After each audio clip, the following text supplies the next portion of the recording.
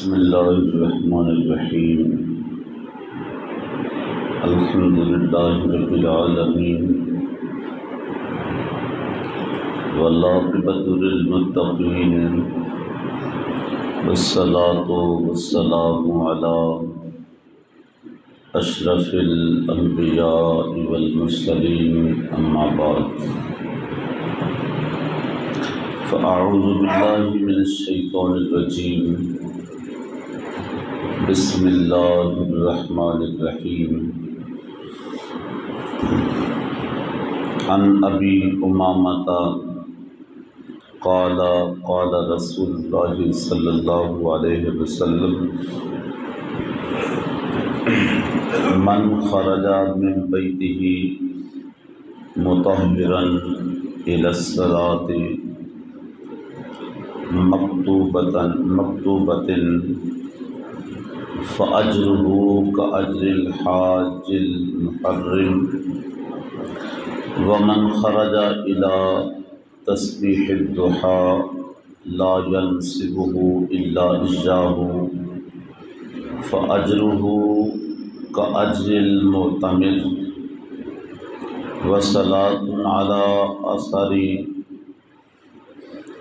صلاة لا لغو بينهما کتاب فی الجین، رواہ احمد و ابو داود او کما قال رسول اللہ صلی اللہ علیہ وسلم.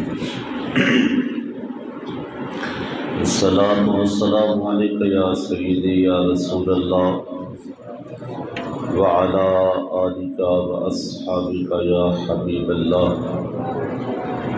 الصلاۃ والسلام علیک یا سید المرسلین وعلی آلک و اصحابک یا رحمۃ للعالمین صلی اللہ علیہ وسلم. حضرت ابی امامہ رضی اللہ تعالی عنہ حضور کائنات، فخر موجودات، حضور سید عالم رحمت عالم صلی اللہ علیہ وسلم کی ایک خوبصورت حدیث پاک ذکر فرماتے ہیں. اب کہتے ہیں کہ قال رسول اللہ صلی اللہ علیہ وسلم، کہ حضور نبی کریم رؤوف الرحیم رحمت عالم صلی اللہ علیہ وسلم نے ارشاد فرمایا: من خرج من بیتہ مطہرا الی صلاۃ مکتوبۃ، جو شخص اپنے گھر سے پاکیزہ ہو کر نکلا، باوضو ہو کر نکلا، الی صلاۃ، نماز کے لیے،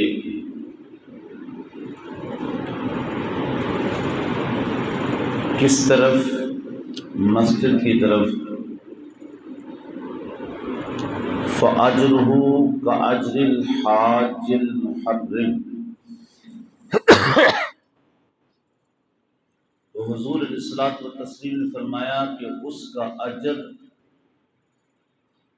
اس شخص کی طرح ہے کہ جیسے جو شخص اپنے گھر سے نکلتا ہے اور پھر اللہ کے گھر کا طواف کرنے کے لیے، اس کی زیارت کرنے کے لیے نکلتا ہے اور احرام باندھ کے نکلتا ہے. تو حضور علیہ الصلوٰۃ والتسلیم نے فرمایا فَأَجْرُهُ كَأَجْرِ الْحَاجِّ الْمُحَرِّمِ، اسی طرح جو شخص گھر سے پاکیزہ ہو کر، باوضو ہو کر نماز کے لیے مسجد کی طرف نکلتا ہے، اس کا اجر بھی ایسے ہی ہے جیسے احرام باندھنے والے کو اجر عطا ہوتا ہے. چھوٹی بات نہیں. وَمَنْ خَرَجَ إِلَىٰ تَسْبِيحِ الضُّحَىٰ لَا يَنْسِبُهُ إِلَّا إِيَّاهُ، اور اسی طرح جو شخص، اب اس سے مراد بعض نے نماز اشراق بعد چاشتنی ہے، فرمایا جو شخص ان نمازوں کے لیے چاشت کے لیے اپنے گھر سے نکلتا ہے فَأَجْرُهُ كَأَجْرِ الْمُعْتَمِرِ، معتمر وہ ہوتا ہے جو عمرہ کرنے والا ہوتا ہے، فرمایا اس کا اجر ایسے ہی ہے کہ جیسے ایک عمرہ کرنے والے کو اجر عطا فرمایا جاتا ہے۔ اور ویسے بھی جو شخص اشراق پڑھتا ہے، اشراق، اس کے بارے میں الگ سے حدیث پاک موجود ہے کہ جو شخص نماز اشراق پڑھتا ہے، فجر پڑھتا ہے، پھر انتظار کرتا ہے اشراق کے وقت کی، اس دوران وہ تلاوت کرتا ہے یا تسبیحات پڑھتا ہے، تحمیدات کرتا ہے، کوئی نوافل پڑھتا ہے یا کوئی اور ذکر اذکار میں مصروف رہتا ہے، اور پھر اشراق کا وقت ہوتا ہے تو اشراق پڑھنے والے کو گویا کہ اللہ کریم 2 عمرے کا ثواب عطا فرماتا ہے۔ تو اس لیے اس حدیث پاک میں فرمایا کہ جو شخص چاشت کے لیے نکلتا ہے یا بعض کے خیال میں اشراق کے لیے نکلتا ہے فَأَجْرُهُ كَأَجْرِ الْمُعْتَمِرِ، تو اس حدیث پاک میں بھی حضور نے فرمایا کہ اس کا اجر اس شخص کی طرح ہے کہ جس شخص نے رب کے گھر کا عمرہ ادا کیا۔ وَصَلَاتٌ عَلَىٰ آثَارِ صَلَاةٍ لَا لَغْوٌ بَيْنَهُمَا کتاب فی علیین، اور تیسرا وہ شخص کہ جو شخص ایک نماز پڑھتا ہے اور پھر دوسری نماز کا انتظار کرتا ہے،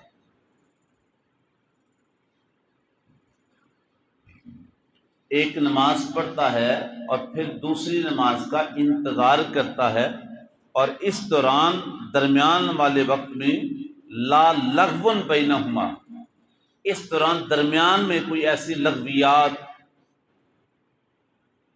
بیہودہ فضول باتیں، بے حیائی کی باتیں نہیں کرتا، تو حضور علیہ الصلوۃ والتسلیم فرماتے ہیں کہ کتاب فی علیین، آسمانوں سے اوپر ایک مقام ہے جس کا نام علیین ہے۔ تو حضور علیہ الصلوۃ والتسلیم نے فرمایا جو شخص ایک نماز ادا کر کے دوسری کا انتظار کرتا ہے اور لغویات سے بچتا ہے، اس کا اجر، اس کا مقام کہاں لکھا جاتا ہے؟ کتاب فی علیین، اللہ اس کو اتنا بلند کر دیتا ہے اس کے مقام کو کہ اس کا اجر علیین میں لکھا جاتا ہے، علیین۔ تو اس لیے اس حدیث پاک میں گھر سے باقاعدہ باوضو ہو کر، یہ سنت مصطفیٰ بھی ہے، میں کہتا ہوں بندہ یہ عمل کرتے ہوئے کہ میں نے گھر میں وضو کیا اور گھر سے سنتیں ادا کر کے آئیں، بہتر یہ ہے، اور یہ عمل کرتے ہوئے بندے نے یہ بھی ساتھ سوچ لیا کہ میں گھر سے باوضو ہو کر اور سنتیں ادا کر کے اس لیے چلنے لگا ہوں کہ میرے مصطفیٰ کریم کی یہ سنت ہے، حضور کی سنت ہے، تو عمل تو ہو ہی گیا، وضو کر لیا اس کا فائدہ تو ہوا ہی ہوا، سنتیں ادا کر لی اس کا فائدہ ہوا ہی ہوا، اگر صرف نیت یہ شامل کر لی تو عمل کا بھی ثواب ملے گا، سنت مصطفیٰ کا بھی ثواب ملتا رہے گا۔ تو اس لیے اس حدیث پاک میں حضور نے اس کا اجر ذکر فرمایا۔ مسجد کے مقام میں ایک اور حدیث پاک ہے، حضرت سیدنا ابی ہریرہ رضی اللہ تعالیٰ عنہ آپ کہتے ہیں کہ حضور علیہ الصلوۃ والتسلیم نے فرمایا قال رسول اللہ صلی اللہ علیہ وسلم اذا مرتم بریاض الجنۃ فارتعوا قیل یا رسول اللہ وما ریاض الجنہ قال المساجد قال وما الركع یا رسول اللہ قال سبحان اللہ والحمد للہ ولا الہ الا اللہ واللہ اکبر۔ حضرت ابی ہریرہ کہتے ہیں کہ حضور علیہ الصلوۃ والتسلیم نے فرمایا کہ اذا مررتم بریاض الجنہ، جب تم جنت کے باغ میں سے گزرا کرو.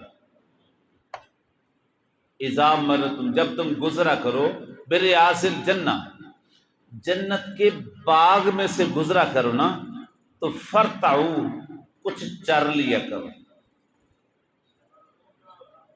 جنت کے باغ میں سے گزرا کرو تو کیا کیا کرو؟ فرتعو، کچھ چر لیا کرو.